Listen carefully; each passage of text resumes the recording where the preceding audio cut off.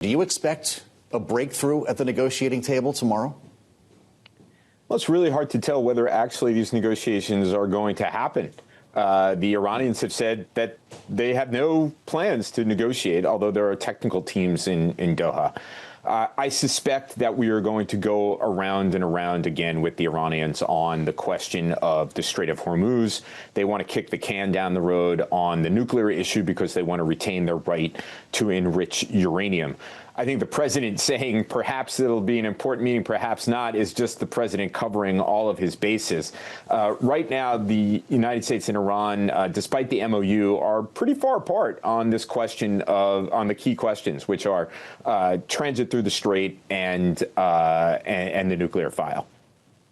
Yeah, Iran continues to say that it will be managing what happens in the Strait, despite what the president is saying. And to that end, I'm curious if you see any real goals here for the president outside of the free flow of oil. At what point do we get to the nuclear program?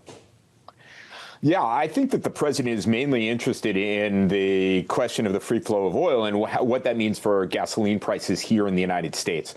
He has said over and over again that Iran won't develop nuclear weapons. The Iranians have said they will retain the right to enrich uranium. And in fact, just the other day, the Iranians said, well, of course we're going to drive for weaponization. It's the only way to protect the regime. So the Iranians are doing what they normally do, which is speak out of both sides of their mouth. The president is clearly done with this conflict and is looking for a way out that preserves his position politically as best as possible. And that's clearly free flow of energy resources out of the Strait of Hormuz.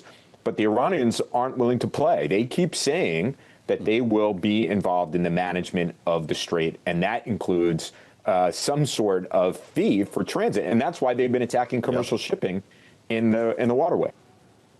Well, I'll tell you, we saw a lot of shooting over the weekend, Stephen. I don't know if you agree with Becca Wasser. Will that continue to be a feature of this so-called ceasefire? And if that's the case, how do you ever get to a long-term peace?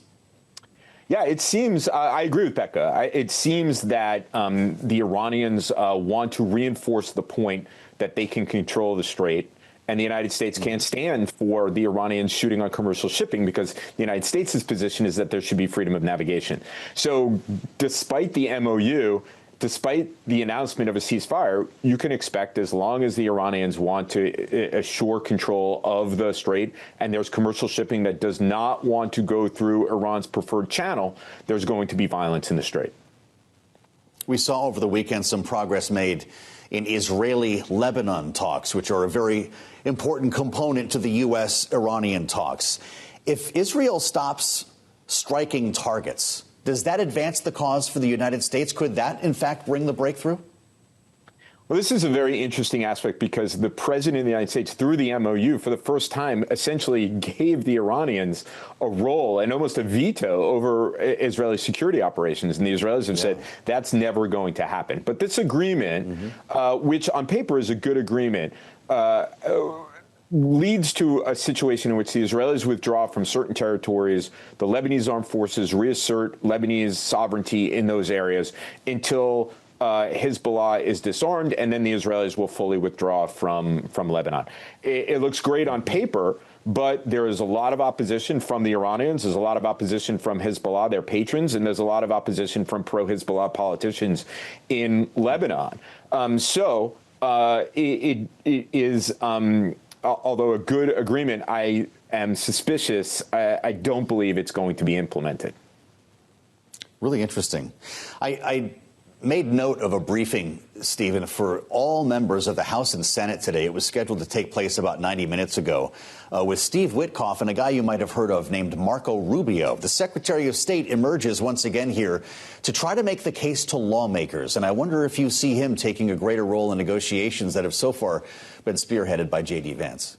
Yeah, well, it's very, very interesting. There seems to be two parallel tracks underway. There is the J.D. Vance piloted MOU with the Iranians, and Witkoff is clearly deeply involved in that. You don't hear the name Witkoff or J.D. Vance when it comes to the Lebanon negotiations, which are being led and overseen by Secretary of State Marco Rubio. The Rubio track is a more kind of traditional approach to American diplomacy to the region, whereas J.D. Vance's MOU, or the president's MOU, he has called it the J.D. Vance MOU, is one that breaks with what the United States has traditionally done with regard to Iran, and has sought to sort of normalize the relationship with Iran and recognize what Iran's interests are in the region and its security in the region as well, in order to come to some sort of agreement. The problem is that this has produced a lopsided MOU that heavily favors the Iranians. Okay, well, so if we have the JD MOU, as we call it, or as you just called it, could we also have a DJT JCPOA as an alternative? Because we keep hearing that this doesn't add up to the JCPOA. The president, of course, tore it up, but we're going essentially back in many cases to where we were. Do we personalize this, put the president's name on it and call it a day? And actually, maybe I'll ask you a better question. If we offered Iran the old JCPOA right now, would they take it? I don't think that they would, in part because they stand to gain more from the agreement that that may be before them as a result of the MOU. They're certainly getting much more in the way of sanctions relief up front than they ever did with the JCPOA, which was a flawed agreement in and of itself. But I think what the Trump team is learning is that when President Obama said, this is perhaps the best deal he could get, it is the best deal he could get. The Iranians, the administration is talking about 10, 15, 20 years moratorium on Iranian enrichment, which is something the Iranians have not yet agreed to. But those are timelines that are not the same, but certainly similar to the JCPOA. One of the criticisms of the JCPOA is that there was a hunch at the heart of it that the regime wanted a better relationship with the United States. It could do business with the United States. President Trump is doing the same exact kind of thing and defending the JCPOA in a very similar way to the way President Obama and his advisors defended the JCPOA. Wow, that's a fascinating answer, Stephen. You specialize in foreign policy, diplomacy, statecraft. And normally you'd be walking into an event like this tomorrow with a very clear set of steps that had been agreed to in advance of such a meeting. And you get down and talk and see if you can forward those to actionalize all of the points that had been agreed upon. What's tomorrow? Are we just shooting from the hip? Is this jazz improv? In some ways, and it's perfectly consistent with the way in which the president negotiates, which is to keep his options open, let a situation develop as it does, and seek opportunities as a result of how the negotiations unfold without necessarily a set agenda. The problem is that you could end up with a conversation that achieves nothing, and then you go back and you have one of these periodic moments of violence, as Becca was discussing, and then you go back to negotiations without a set agenda, and you keep repeating the same problem over and over again.